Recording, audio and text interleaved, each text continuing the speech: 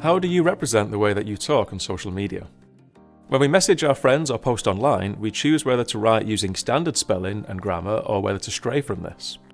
You might do things like incorporate emojis, use text speak, or lengthen words for emphasis. But it doesn't stop there. In a recent study, we looked at whether people use creative, non-standard spelling to represent their accent in social media posts, and whether this spelling variation matched up with regional variation in spoken accents. To do this, we scraped millions of tweets written by Twitter users from across the UK that were tagged with the user's location.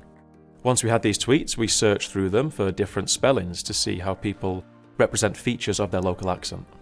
Our results suggest that people do use variation in spelling to match their regional accent and to portray a linguistic identity on social media.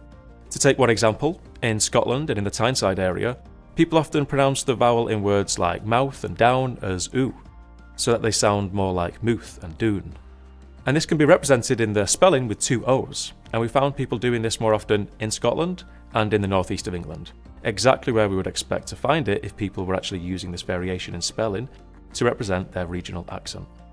We also saw people spelling the start of words like thing and then with T's and D's rather than TH. And this was most common among Twitter users in London, Birmingham and Manchester.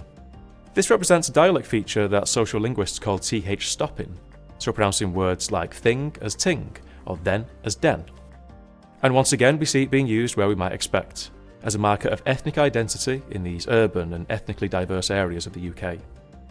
People often raise alarm about the demise of language on social media, or criticise variation in spelling as not knowing how to spell. But people often have to undo autocorrection by spell checkers to represent their accents in this way. This shows that it's an intentional stylistic choice, it's not a mistake. It's a way of representing a more authentic linguistic identity. Representing accents by varying spelling is actually common in literature, where it's appreciated rather than criticised.